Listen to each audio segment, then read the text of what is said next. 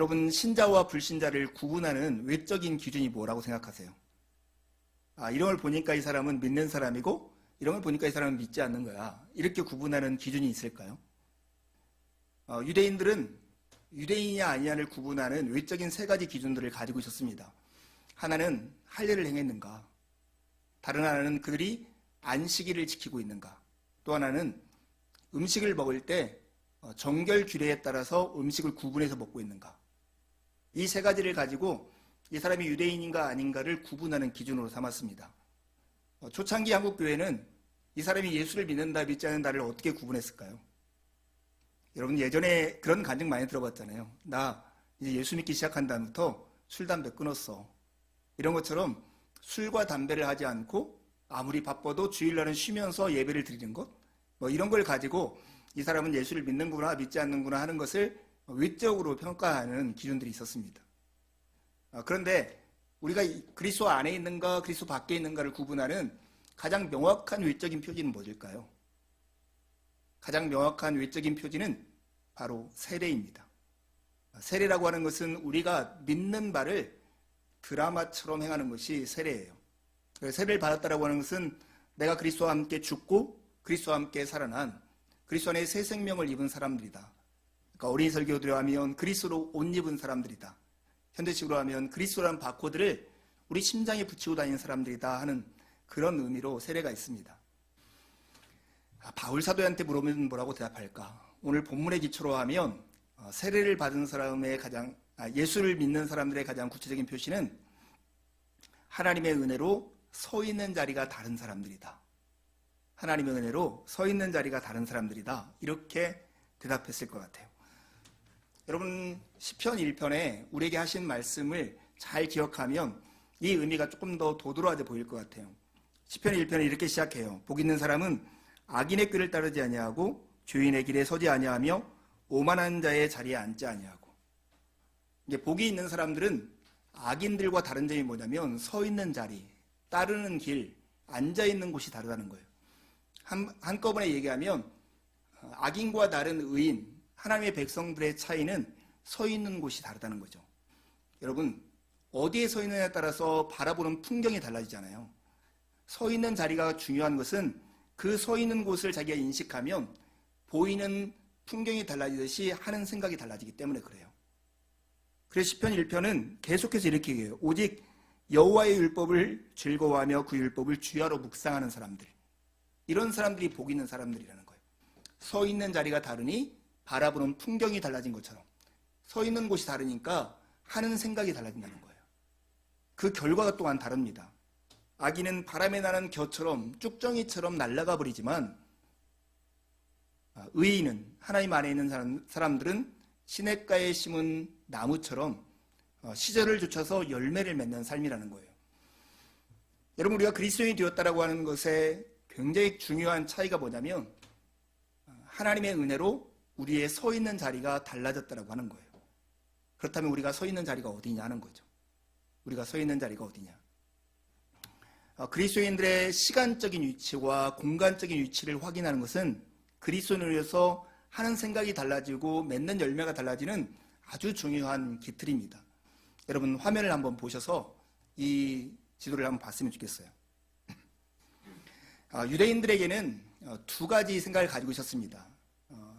지금 이 시대하고 오는 시대가 구분되어 있다고 생각했습니다. 그래서 이 시대의 악과 고난이 가득 차 있다가 메시아가 오시면 그 시대가 끝나고 바로 오는 시대, 하나님의 통치가 온전하게 실현되는 시대가 올 거라고 기대했어요.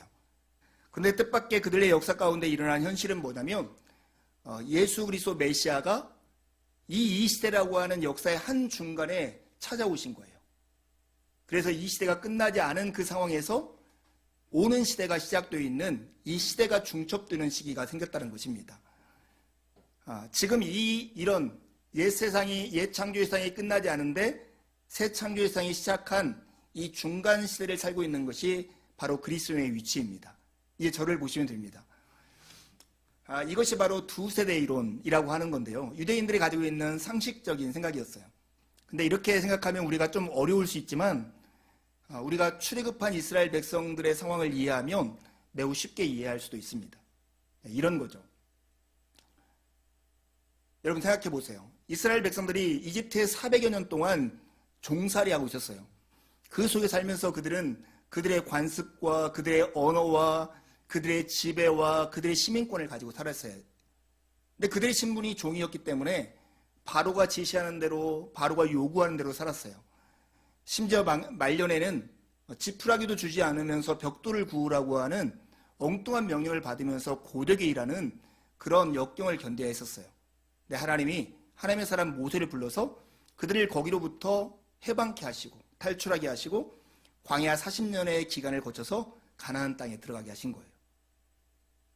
바로 지금 그리스도인의 시간적인 위치는 뭐냐면 이집트에서 탈출한 상태이지만 아직 가나안 땅에 들어가지 않은 광야 40년과 같은 시간 속에 살고 있다고 하는 거예요.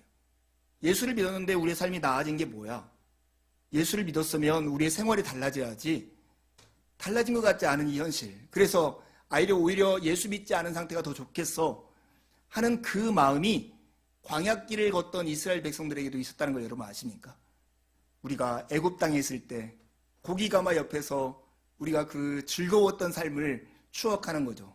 그게 진짜인지 아닌지도 모르지만 왜 우리를 여기까지 데리고 와서 여기에서 죽게 합니까? 하면서 원망하던 원망. 광야길을 걷던 이스라엘 백성들 역시 오히려 종살이하던 애굽을 그리워하면서 미래에 대한 가나안 땅에 대한 소망을 놓아버리며 살 때가 참 많았습니다. 우리가 지금 어디에 있는가? 지금 시간적으로 어느 과정을 거치고 있는가를 알지 못하면 우리는 늘 똑같은 광야를 걷던 이스라엘 백성들과 같은 실수와 잘못들을 범할 수밖에 없는 것입니다. 여러분, 우리가 삶이 혼란스러울 때 이렇게 우스갯소리로 하는 질문이 있잖아요. 나는 누구? 여기는 어디? 이런 질문 앞에 오늘 그리스도인의 시간적 위치를 가리키는 이미 우리가 구원을 받았지만 아직 그 구원의 온전한 성취를 경험하지 못하는 이집트에서 해방되었지만 아직 가나안 땅에 이르지 못했다고 하는 우리의 현실은 우리가 지금 누구이고 어디 있는가를 확인해 주는 말이기도 합니다. 이 말은 이런 시간적 위치는 우리에게 어떠한 식의 삶을 살아야 할 건가를 보여줘요. 첫 번째 인간 아담은 광야에서 하나님의 기쁨의 동산이라는 곳에 살면서도 하나님의 뜻과 하나님의 말씀에 불순종함으로써 결국 죄의 종로로 타는 삶을 살 수밖에 없었습니다. 그게 아담형 인간의 특징이에요. 이집트에서 종로로 타는 삶의 모습인 것이죠. 그런데 또 다른 삶을 하나님은 우리에게 주셨어요. 두 번째 아담으로 이 땅에 오신 예수님은 하나님의 뜻에 온전히 순복함으로써 하나님의 샬롬이 자신의 현실이 되게 만드신 분이셨어요. 광야 이스라엘 백성들은 늘 이런 질문을 받았던 거예요. 야, 옛날 과거 이집트처럼 살면서 종으로 살래? 아니면 지금 이 40년의 과정을 거쳐서 가나안 땅에 들어와서 하나님의 백성으로 하나님의 아들들로 살래? 이 질문을 받았던 거예요. 아담과 예수를 비교하는 로마서의 표현대로 하면 야, 아담형 인간으로 살래? 아니면 예수형 인간으로 살래? 이 질문을 받는 것이죠. 옛 세상에 속해서 서로 경쟁하고 투쟁하는 삶을 살 것인가? 예수형 인간으로 새 세상에 속하여서 서로 연합하고 사랑하는 삶을 살 것인가? 이것이 광야길을 걷던 이스라엘 백성들이 받았던 질문이고 오늘 또한 우리가 받는 질문인 것입니다. 서는 곳이 달라지면 하는 생각이 달라지고 맺는 열매가 달라집니다. 아담의 인간은 하나님과 원수의 자리에 씁니다. 그러니 그들이 하는 생각은 늘 죽음과 폭력뿐이고 그로 인한 결과는 타락과 죽음, 그것입니다. 반면 예수형 인간으로 사는 사람들은 예수님의 하나님의 편에 서게 되는 것입니다. 그러니 그들의 생각은 생명과 평화이고 낳는 결과는 정의와 기쁨과 평화라는 열매를 맺는 것입니다. 우리도 똑같은 이 질문을 받고 있는 거예요. 어떻게 살래? 하나님의 백성들을 로마서의 표현대로 하면 입양된 자녀라고 표현하는데 입양된 자녀가 자기에게 익숙한 거지처럼 살래? 아니면 아들에 합당한 불편하지만 옷을 입고 밥을 먹는 태도를 고쳐서 아들답게 살래? 하는 질문을 받고 있는 것입니다. 우리는 하나님의 은혜로 지금 이러한 이미 그러나 아직이라고 하는 시간적 위치에 서 있습니다.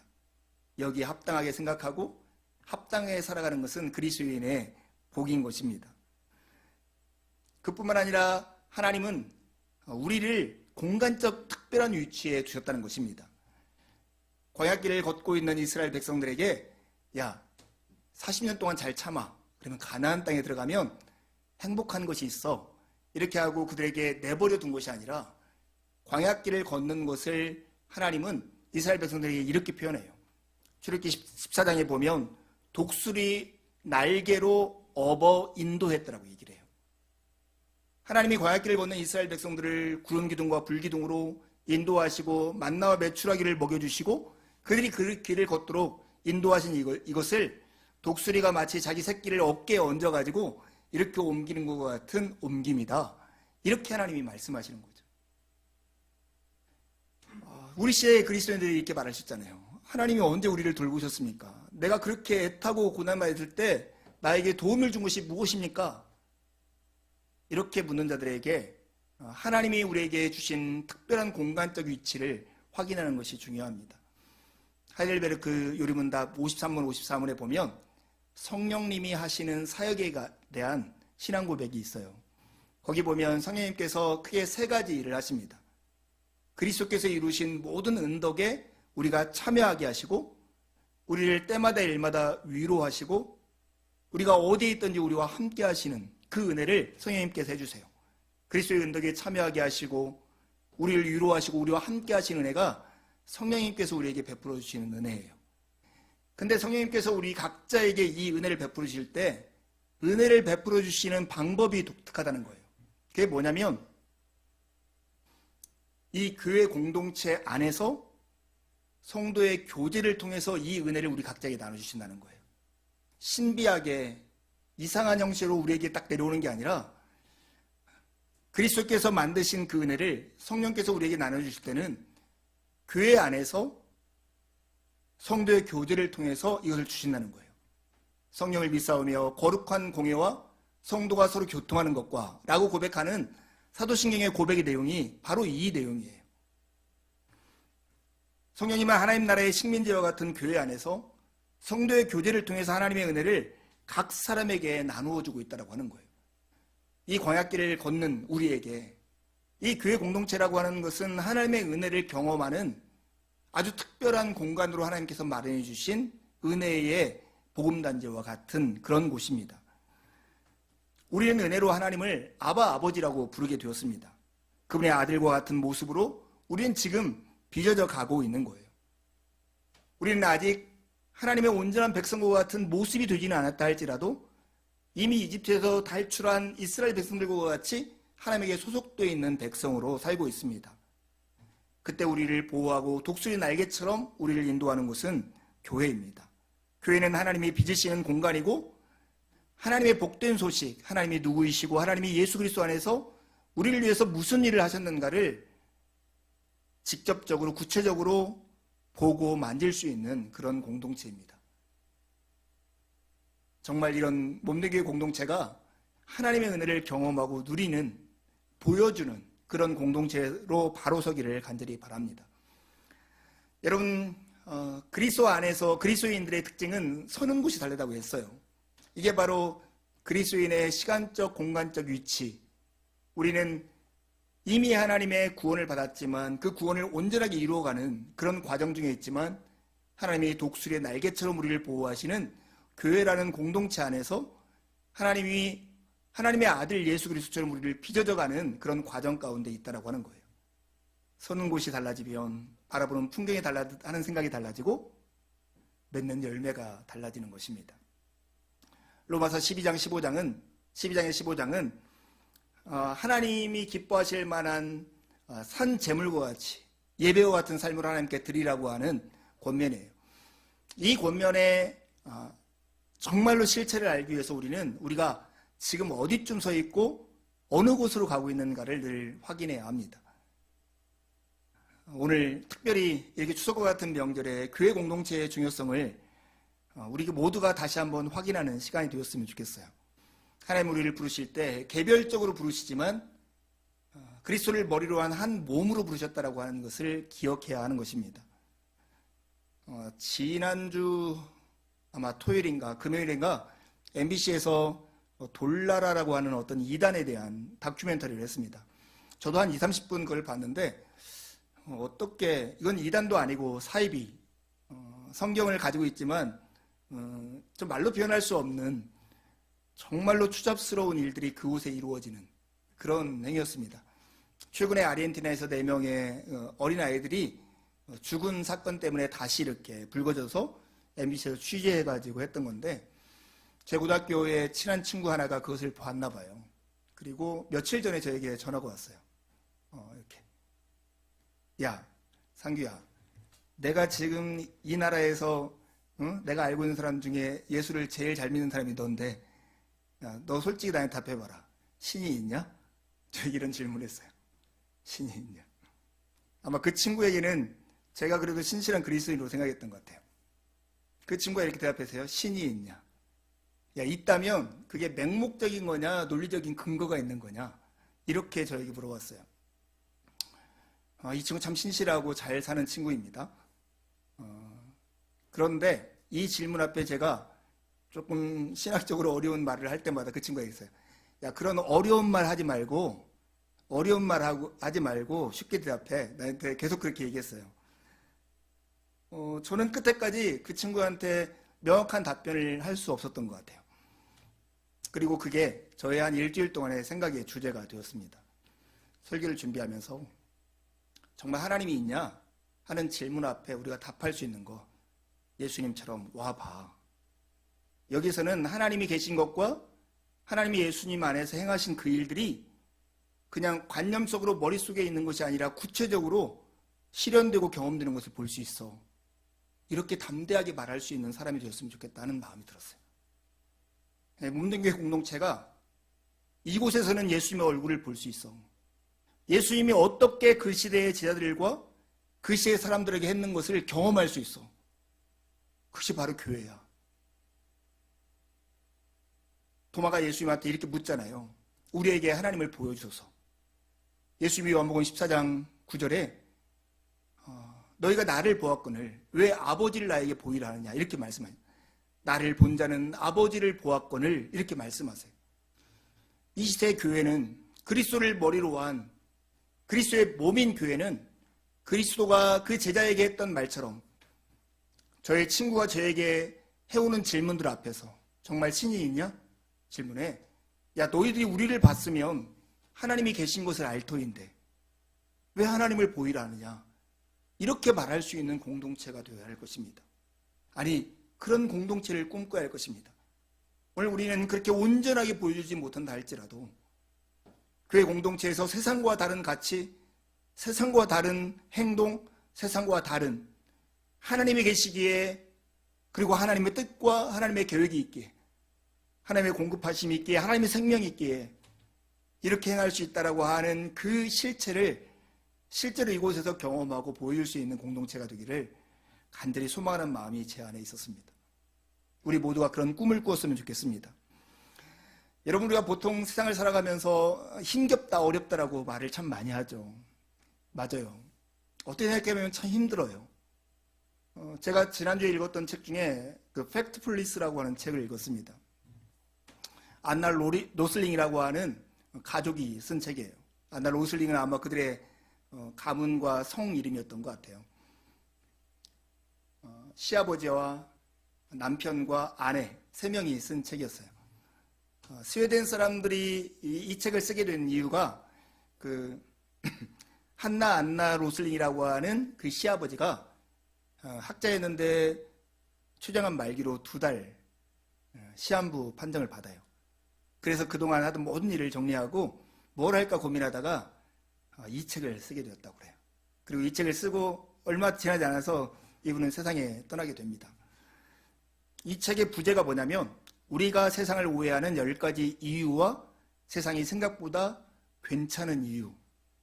그러면서 우리가 가지고 있는 뉴스나 세상의 여러 가지 풍조 유행에 따라서 우리의 생각들을 왜곡시키는 10가지 본능에 대해서 다루고 있는 책이에요.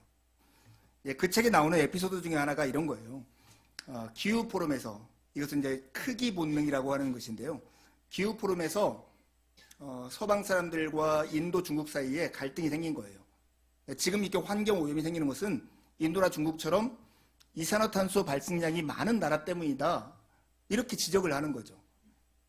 그때 누가 봐도 지금 인도나 중국이 인구도 많고 많은 발생량을 내기 때문에 할 말이 없을 것 같은데 인도의 발제자가 나와서 그것에 대해서 반론을 펼치는 거예요. 지금 이게 당장 우리가 제일 많이 배출하는 것 같지만 생각해봐라. 지난 100년 동안 이산화탄소를 배출한 양이 우리가 많냐 너희가 많냐 이렇게 묻는 거예요. 그리고 솔직한 얘기 생각해봐라. 이것을 인구당 n분의 1로 나눈다면 인도 사람 n분의 1과 서방 사람 n분의 1 중 누가 이산화탄소 발생량이 많냐 이렇게 따지고 난 거예요. 계산해보지 않아도 알겠죠. 규모로 보면 인도나 중국이 많은 것 같지만 실제 n분의 1로 나누면 서방 사람들이 훨씬 더 이산화탄소 발생량을 많이 증가시키는 요인이라고 하는 거죠. 우리는 이렇게 세상의 뉴스, 많은 사람들의 세상적인 말에 우리의 마음을 뺏겨서 그것이 상식이 되고 우리의 주관이 되는 그런 시대를 살고 있어요. 지난주 바울 사도가 권면했던 것처럼 세상 풍조에 따르지 말고 마음을 새롭게 함으로 변화를 받으라 하는 그 말씀을 우리가 기억해야 돼요. 그래요. 정말 우리가 살아가는 세상은 하나님이 지배하는, 특별히 하나님의 다스림 가운데 살아가는 우리의 미래는 우리가 생각하는 것보다 훨씬 더 위대하고 복된 미래에 있어요. 우리의 실력 때문이 아니라 하나님의 약속과 하나님의 신실하심과 하나님의 능력 때문에 그렇습니다. 정말 우리의 삶 전체를 하나님께 예배로 드리고 그러기 위해서 우리의 마음을 새롭게 함으로 변화를 받기 위해서 우리의 첫 계단과 같은 두 가지 태도가 있습니다. 하나는 우리 자신에 대해서, 다른 하나는 우리 밖에 대해서. 우리 자신에 대해서는 교만에 빠지지 않고 생각의 기준을 정해야 하는 것이고, 우리 밖으로는 하나님께서 우리에게 주신 그 은사들을 사용해서 이웃들을 섬기는 그런 일에 참여해야 한다는 것입니다. 여러분, 오늘 3절에 보면 이렇게 말씀이 나와요. 마땅히 생각할 그 이상의 생각을 품지 말고 믿음의 분량대로 지혜롭게 생각하라는 거예요. 이건 우리 자신에 대한 생각이에요. 마땅히 생각할 그 이상의 생각을 품지 말고, 이 말은 겸손하지만 비굴하지 않고 당당하지만 교만하지 않게 이 생각의 선을 지킬 수 있는 그런 절제를 가져라 하는 말이에요. 다른 말로 하면 교만한 마음을 품지 말라 하는 의미이기도 합니다. 저를 보세요. 제가 어제도 제 아내에게 산책을 가다가 질문했어요. 당신의 교만 지수는 1에서 10까지 중에 몇이나 됩니까? 이렇게 물었어요. 아내는 한 5 정도 된다고. 여기 우리 물어보면 다 교만 지수를 한 3에서 7 정도로 말할지 몰라요. 교만한 마음은 관계를 하나로 묶는 것을 깨뜨리는 주범입니다. 어떠한 악을 저지르는 사람도 하나로 팀을 묶을 수 있는데 교만한 사람은 늘 다른 사람과 비교하기 때문에 친구가 될 수가 없대요. 여러분, C.S. 루이스가 세상에 있는 죄들 중에 가장 큰 죄, 악마를 만드는 죄를 교만이라고 표현했습니다. 그가 순전한 기독교에 이런 얘기를 하는데요. 여러분이 분명히 알아야 할 사실은 다른 악들은 이를테면 우연히 경쟁적이 되는 반면 교만은 본질적으로 경쟁적이라는 것입니다. 교만은 단순히 무언가를 가지는 것에 만족하지 못하고 옆 사람보다 더 가져야만 만족합니다. 여러분은 교만하게 만드는 것은 남과의 비교입니다. 남들보다 우월한 데서 오는 즐거움. 이 교만의 핵심입니다. 교만은 남들과 비교하고 남들보다 내가 우월하고 더 많이 가졌다는 데서 오는 즐거움을 기뻐하는 것. 그게 바로 교만입니다. 그러니 교만은 본성상 경쟁적이고 그래서 한없이 욕심을 내는 것입니다. 오늘 바울 사도가 마땅히 생각할 그 이상의 생각을 품지 말라 하는 말은 교만한 마음을 내버리라 하는 뜻입니다. 교만한 마음을 내버리라. 다른 사람과 비교하고 다른 사람과 경쟁해서 다른 사람보다 나을 때 내가 행복하다고 느끼는 마음은 죽을 때까지 아무리 많은 것을 가져도 아무리 어떤 것을 성취한다 할지라도 행복할 수 없는 마음입니다. 내 교만지수가 몇이나 되는가 속으로 한번 판단해 보세요. 이 질문에 한번 답해 보십시오. 사람들이 나를 무시하거나 알아주지 않거나 쓸데없이 내 일에 참견하거나 은인 행세를 할 때 얼마만큼 싫은 마음이 듭니까? 이것이 우리 안에 교만의 정도를 파악하는 질문일 거예요. 사랑하는 여러분, 이 교만의 마음을 내버리는 것, 반대로 겸손한 마음이어서 누구도 비교하지 않고 하나님 앞에 한 인격으로 서는 것은 정말로 복된 삶을 살아가는 가장 기초가 되는 마음의 자세입니다. 바울사도는 마땅히 생각할 그 이상의 생각을 품지 말고 믿음의 분량대로 지혜롭게 행동하라고 생각하라고 말을 합니다. 믿음의 분량이라는 것은 믿음의 크고 작음을 뜻하는 게 아니라 믿음이라고 하는 척도, 이걸 가지고 사람을 판단하라고 하는 의미입니다. 여러분, 우리가 그리스도인들을 판단할 때, 특히 교회 안에서 공동체 안에 서로를 판단하고 내 자신을 판단할 때 그 사람의 가치, 그 사람의 존재, 그 존귀함은 꼭 믿음을 가지고만 보라는 거예요. 여러분, 믿음이라고 하는 게 뭐예요? 믿음이라고 하는 것은 그 사람의 실력으로 얻은 무엇이 아니에요. 믿음이라고 하는 것은 내가 믿는 바 그 대상의 실력이 내 것이 되게 하는 통로에 불과한 거예요. 내가 믿음을 가지고 내가 누군가에 자랑한다는 것은 말이 되지 않는 표현인 것이죠. 근데 거꾸로 얘기하면 모든 사람이 믿음을 가지고 사랑을 판다는 것은 모두가 하나님의 은혜로 지어졌다 하는 것을 고백하는 의미가 되는 것이죠. 아까 어린이 설교에서 우리가 모든 것에 똑같은 바코드를 붙이면 똑같이 바코드 스캐너가 인식하는 것처럼 하나님은 믿음, 그리스도의 옷이라고 하는 것을 입은 우리를 예수 그리스도처럼 봐주신다고 약속을 하셨습니다. 사람을 볼 때, 나 자신을 볼 때 내가 가지고 있는 소유, 내가 가지고 있는 실력, 내가 가지고 있는 능력, 아니면 내가 가지고 있는 미래에 대한 비전, 내 자녀, 내 경력 이런 걸로 보지 말고 믿음으로 보라는 거예요. 믿음을 가지고 예수 그리스도를 소유하는, 예수 그리스도를 나와 하나 연합시키는 이 믿음을 통해서 볼 때만 우울하지도 않고 열등하지도 않고 그 사람의 존재, 그 모습 그대로 나 자신과 이웃을 볼 수 있게 되는 것입니다. 그렇다면 우리가 가지고 있는 능력이나 실력은 뭘까요?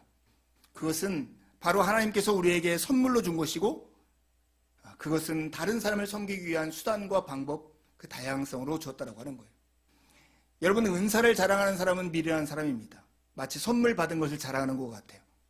은사를 받은 것이 자랑이 될 경우는 한 가지인데 그 은사를 가지고 다른 사람을 마음껏 섬길 때 그때 그 은사는 존귀한 것이 되는 것입니다. 세상 사람들은, 하나님을 알지 못한 교만 가운데 있는 사람들은 남과의 비교하지 않으면 자신이 누구인지를 설명하지 못해요. 나는 누구보다 더 많이 가지고 있어, 누구보다 더 많이 배웠어, 누구보다 많은 능력을 가지고 있어, 이것을 가지고만 자신을 설명하기 때문에 그런 사람들은 늘 끝없이 경쟁하고 다른 사람을 이기려 들어요. 그러나 우리는 구원함에 이르는 믿음을 가진 사람들입니다. 나를 증명할 필요도 없고 나의 잘못을 변명할 필요도 없는 자로 이렇게 부르심을 받은 사람들입니다. 예수 그리스도가 나의 증거이기 때문에, 믿음이라는 바코드 때문에 그리스도가 나의 증거가 되기 때문에 나를 증명할 필요가 없는 거예요. 나의 못남과 실패와 연약함이 그리스도의 십자가로 인해서 삭제되고 지워졌기 때문에 나의 연약함을 변명할 필요가 없어요. 예수 그리스도 때문에 우리를 변명할 필요도 없고 증명할 이유도 없는 삶, 이게 바로 얼마나 복되고 귀한 삶이냐는 거예요. 저처럼 이렇게 가끔 거울을 보면서 이렇게 말할 때가 있습니다. 아유, 추상규 진짜 하나님의 은혜다. 왜냐하면 제가 제 실력과 제 모습을 보면 연약하고 부족한 면들이 참 많이 보여요. 일주일 동안 살면서도 몇 가지 후회하는 일들이 생겨요. 그냥 제 실체를 보면 그냥 그래요. 아유, 추상규 이런 말이 나올 수밖에 없어요. 그런데 이걸 돌이켜봐서 그럼에도 불구하고 내가 하나님을 믿는 믿음 안에 있고 믿음의 길을 걷고 있고 여전히 광야길을 통해서 가나안을 향하여 가는 백성이라고 생각하면 그렇게 고백이 이어질 수밖에 없는 거예요. 하나님의 은혜다. 사랑하는 여러분, 내 자신을 볼 때는 믿음으로 보고 내게 주시는 은사를 통해서 나의 역할과 기능을 파악하는, 그것이 바로 지혜롭게 생각하는 나 자신에 대한 태도예요. 교만을 버리면 진짜 행복해집니다. 여기에 더불어서 우리는 이웃에 대한 태도를 다시 갖춰야 합니다. 그것은 뭐냐면 하나님이 주신 은사로 서로를 섬기는 길을 향해 나가야 한다는 거예요. 이 교회를 뜻하는 여러 가지 은유적인 표현이 있어요. 어떤 학자가 연구한 거로는 거의 97가지 정도의 교회에 대한 은유적 표현이 있대요. 가장 대표적인 교회에 대한 은유는 삼위일체 하나님에 대한 고백이에요. 성부 하나님의 가족, 성령 하나님이 거하시는 성전, 그 다음에 예수 그리스도의 몸. 우리가 몸된 교회라는 이름을 지을 때 교회를 상징하는 가장 직접적인 은유가 뭘까 고민하다가 그리스도의 몸이라는 생각을 했고, 그래서 몸된 교회라는 이름을 정하게 되었습니다. 그래서 우리는 이것에 대해서 잘 이해해야죠. 우리가 예수 그리스도를 믿었다고 하면 그 믿었을 때 우리의 실체, 우리의 상태가 무엇인가요? 그것은 믿음으로 세례를 받자 우리는 예수 그리스도와 연합하고, 예수 그리스도와 연합하자마자 우리는 같이 예수 그리스도를 믿는 사람들과 연합하는 그런 관계 가운데 들어간다는 거예요. 그것을 성경은 몸의 이미지를 가지고 설명하는 거예요. 그리스도를 머리로 한 우리가 각 지체가 되었다는 거예요. 어떤 사람은 손, 어떤 사람은 심장, 어떤 사람은 발, 어떤 사람은 귀, 어떤 사람은 코처럼요. 그렇다면 누가 누구를 무시하거나 누가 누구를 쓸데없다고 말하겠어요? 모든 게 다 입이면 어떻게 소리를 듣고 어떻게 냄새를 맡겠어요? 이게 바울 사도가 직접적으로 말씀하신 그 은유의 표현들이에요. 우리는 서로 다르지만 그리스도를 머리로 해서 하나로 통일되어 있고, 그 다양성을 가지고 서로를 섬기는 관계로 부름을 받았다고 하는 거예요. 군대에서 가끔 듣던 핀잔 중에 다리가 아픈 병사가 오면 고참들 있잖아요. 야, 얼마나 아파? 그러면 굉장히 많이 아픕니다. 뭐 이런 식으로 표현하면, 야, 다리가 아프냐 입이 아프냐, 다리가 아픈데 입까지 아프냐, 막 이렇게 말을 하지만 실제로 그렇잖아요. 다리가 아프면 다른 일들 못하게 되잖아요. 몸의 이미지는 그렇습니다. 그리스도의 몸 안에 있는 어떤 지체의 아픔이 다른 지체의 아픔으로 전이되고, 다른 지체의 기쁨이 몸 전체의 기쁨으로 승화되는 그런 관계가 몸의 이미지라는 거예요. 하나님이 우리를 부르셔서 한 공동체를 위한 교회 안에서 성령께서 그리스도의 은혜를 우리에게 부여해 주시고, 우리를 위로하시고 우리를 함께 하실 때 어떻게 하시는가? 교회 공동체 안에서 성도의 교제를 통해서 이루시는데, 그 구체적인 방법은 각자에게 주시는 은사로 서로를 섬김으로써 그 일을 하신다는 거예요. 하나님이 우리에게 주시는 은사는 그 말 그대로 하나님의 선물입니다. 저 사람 카리스마 있네, 이렇게 말할 때 그 카리스마라고 하는 게 여기서 은사라고 하는 표현의 그리스어입니다. 카리스가 은혜인데 카리스마는 은사들, 복수형을 뜻합니다. 하나님이 우리에게 이런 은사를 주신 목적은 뭐냐면, 에베소서 4장 12절의 표현처럼 그리스도의 몸을 세우려, 그리스도의 몸을 온전케 하려는 것이었습니다. 왜 이렇게 다양한 은사를 주실까요? 왜냐하면 공동체에는 이렇게 다양한 은사들의 필요가 있기 때문입니다. 우리에게 어떤 사람에게 은사가 이렇게 있다고 해서 그것은 은사를 자랑할 것이 아닙니다. 왜냐하면 하나님이 우리에게 주신 선물이기 때문입니다. 그 은사는 내게 받은 은사로 다른 사람을 섬길 때만이 빛이 나고 의미가 있고 고귀하게 사용되는 은사입니다. 오늘 본문에는 7가지 성령의 은사가 표현되어 있습니다. 가장 잘 이해 안 되는 것은 예언의 은사인데, 우리식으로 하면 설교와 비슷한 것입니다. 하나님의 뜻을 성령의 능력으로 분별해서 전달하는 능력, 이런 게 예언의 은사입니다.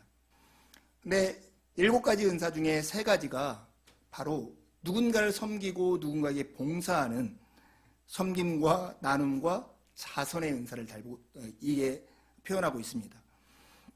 이것은 지금 로마 교회에게 어떤 은사들과 어떤 필요가 있는가를 보여주는 예일 거예요. 사랑하는 여러분, 여러분에게는 어떤 은사가 있습니까? 예수 그리스도를 믿는 모든 사람에게는 하나님이 주신 은사들이 다 있습니다. 자기가 발견하지 못하고 표현하지 않기 때문이지 누구에게나 있습니다. 그 은사를 발견하고 싶으세요? 그러면 제가 말씀드린 것처럼 세 가지를 해보세요. 교회 내에서 누군가를 섬기고 싶은 일이 있으면 그것을 해보세요. 두 번째, 교회 안에서 누군가가 여러분을 필요로 해서 도움을 청하거든 그것을 해보십시오. 세 번째, 공동체의 필요에 따라서 어쩔 수 없이 맡겨지는 어떤 일이 있다면 그것을 또한 해보십시오. 나의 마음속에 하고 싶어하는 열정, 다른 사람의 필요, 아니면 억지로 맡겨진 그 일들을 우리가 행함으로써 우리 안에 어떤 은사가 있는가를 확인하게 되는 것입니다. 저는 교회 안에서 이런 은사가 충만히 발현되는 소그룹이 이루어지기를 간절히 소원하는 마음이 있습니다. 기도하고 준비하고 있습니다. 제 아내는 방학 동안에 동화 그림책이 있게 하는 연수를 받았습니다. 제가 그걸 보면서 이 그림책 읽기 동아리를 이렇게 소그룹을 만들어야겠다는 생각이 들었어요. 그래서 어린아이를 둔 부모들이 아이들과 함께 그림책을 읽으면서 아이들의 성품을 가르치고 마땅한 삶의 도리를 가르치는 그런 것들을 하고 믿지 않는 부모들도 함께 와서 이것들을 같이 누렸으면 좋겠다는 마음이 제 안에 들었습니다. 이것을 단순히 그림책만 읽는 게 아니라 그림책의 내용과 아주 흡사한 예수님의 비유를 같이 공부하면서 이 그림책을 같이 공부한다면 얼마나 좋을까 하는 제 마음속에 기대가 있습니다. 사랑하는 여러분, 그리스도인은 모두 그러나 각기 다른 은사를 받았습니다. 자신의 은사를 확인해서 하나님의 영광과 이웃의 필요를 위해서 사용하십시오. 그러면 하나님의 은혜가 이 공동체 안에서 마치 혈관 속에 흐르는 피처럼 시내처럼 흐르는 것을 우리가 경험하게 될 것입니다. 아직 우리는 하나님의 부르심을 받아 가나안 땅을 향해서 가고 있습니다. 그러나 이 땅에서 하나님의 은혜를 경험할 수 있는 교회라고 하는 공동체를 두었습니다. 이곳에 우리의 생각이 어떻게 하고 우리의 섬김이 어떠한가를 확인해서 하나님의 은혜를 실체적으로 경험하는 복된 귀한 시간이 되기를 간절히 바랍니다. 함께 기도하시겠습니다.